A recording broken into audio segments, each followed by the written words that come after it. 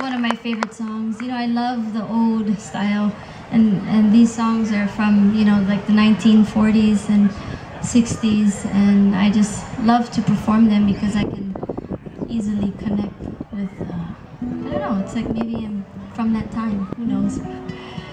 One of my favorite songs that I recorded on my second album,